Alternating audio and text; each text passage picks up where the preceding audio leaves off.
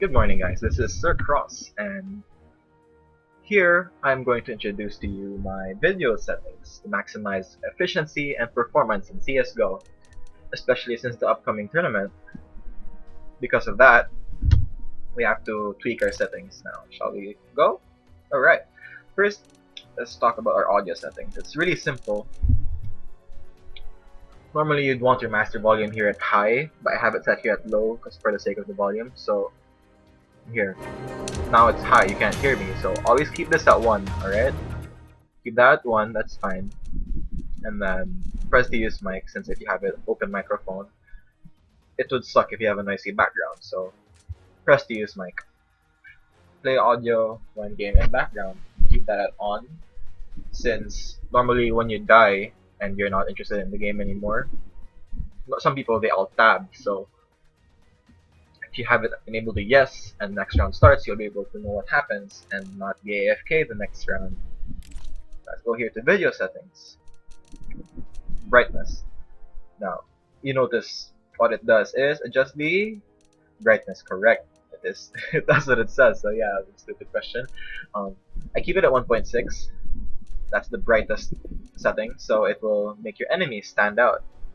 2.6, it's really dark, and here 1.6, it's really bright. And here computer monitor.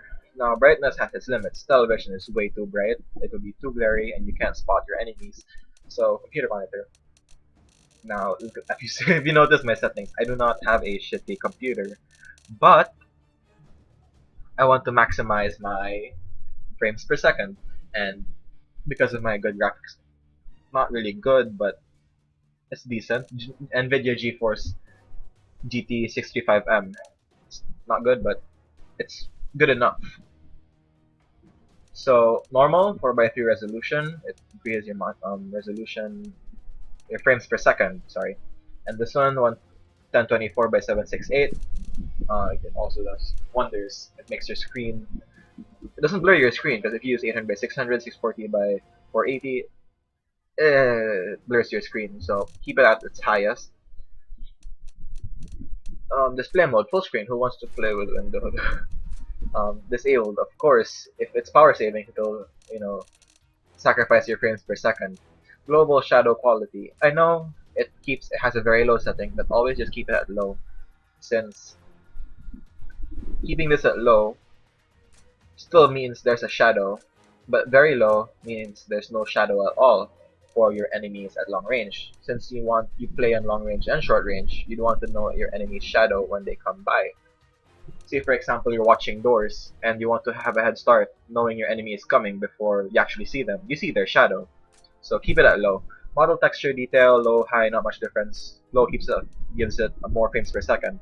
Effect detail, sorry. Um, Complexity of certain visual effects, as it says here.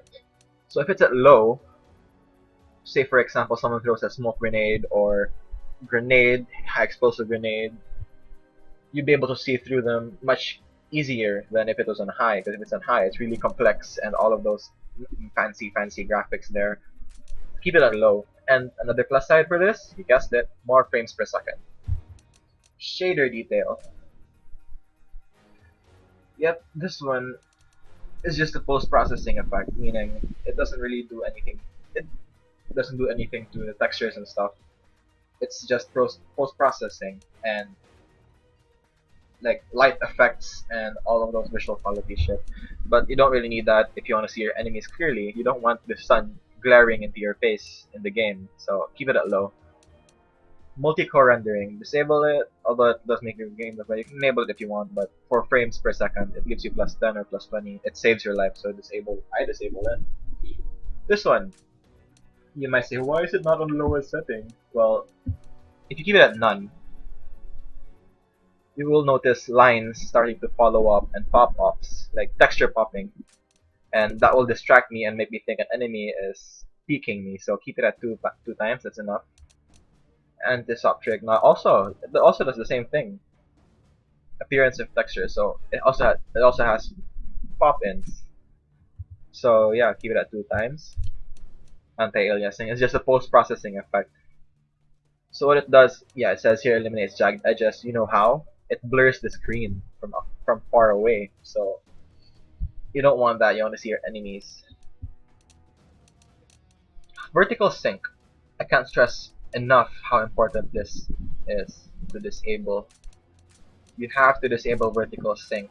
First of all, it causes mouse lag, meaning if you move your mouse, it takes like 3 to 4 frames and there are 60 frames per second or 200. So, example, you're at my setting and you have 300 frames per second. Your mouse will be delayed for 6 frames or more if you have it in triple buffered, and you don't want that.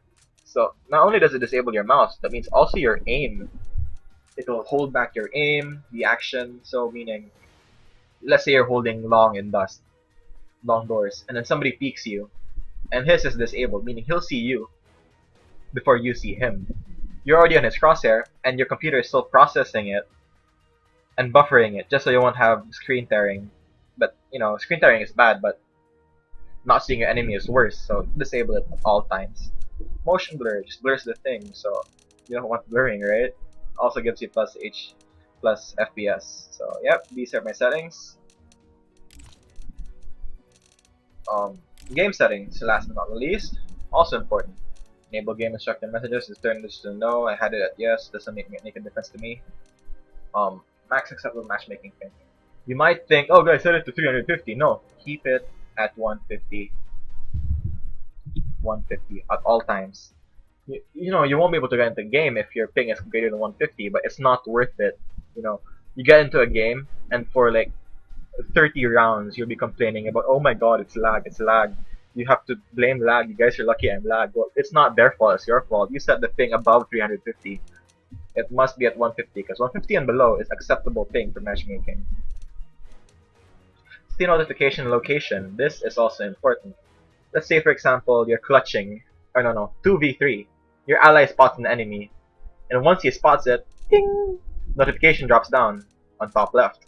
That's your normal location, right?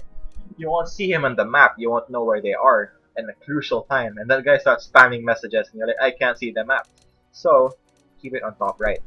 It's only for, you know, kill scores, and you can already tell if you kill someone through the mini-map most of the time. So, top right, it only blocks your kill death notices. That's the proper. Enable developer console, of course that's important. You have so many settings you can tweak with that. Classic static, green, crosshair. I'll go with crosshair later. Okay. HUD scale. Just personal preference. I keep this at 87, so it'll be big enough for me to see and small enough so I don't cover most of the screen. HUD color, light blue.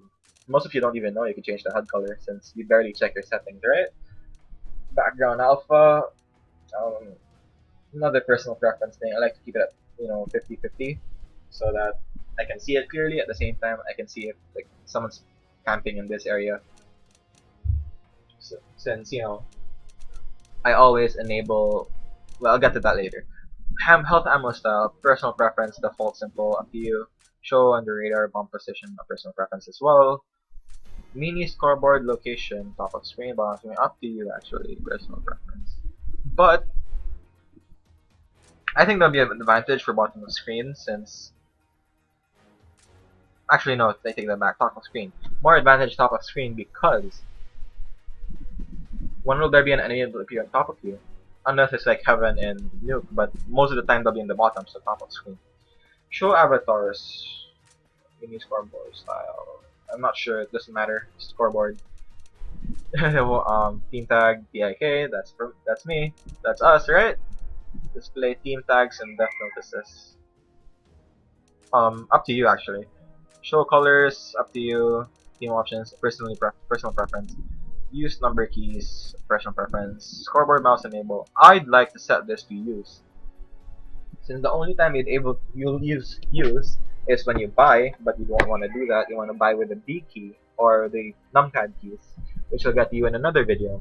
So you'd want use, set that to use. Since there are multiple times before when I had this set to right click. That time, I used right click. So tab, checking the score, and then suddenly, I right click with a knife. So, suddenly it pops up. I don't know, something's wrong with me. You don't really need this, but it's slight advantage with use. Switch weapon pickup. This is important. Keep it on no.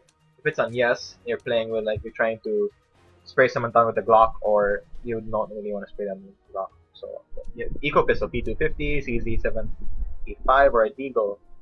You have someone, you hit their head once with the P250 on long range, or you're spraying them down. They're about to die with one more hit. You pick up an AK.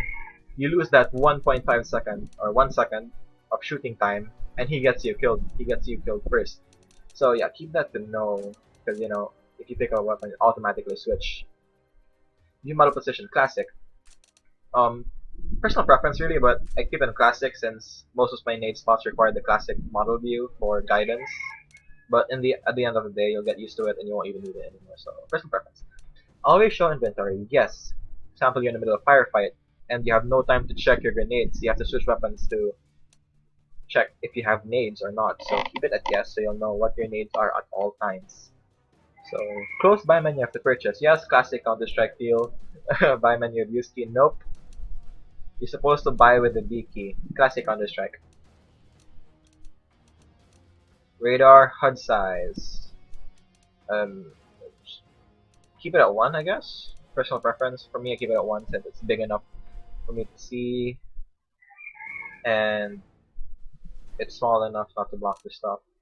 Yes, rotate the radar. If you keep it to no, and you see an enemy, it's not rotating. So north will always be north. If you're facing east, and the enemy appears in the north, you might think he's in front of you, but no, he's actually to your left. So keep it at yes. Radar map zoom. How much you zoom? I keep it at low, like really low. Not really low, but just low. So 0.4 is fine. Because if it's low, like really far away, you get to see where your opponents are really when the red dots appear. So yeah, those are my settings.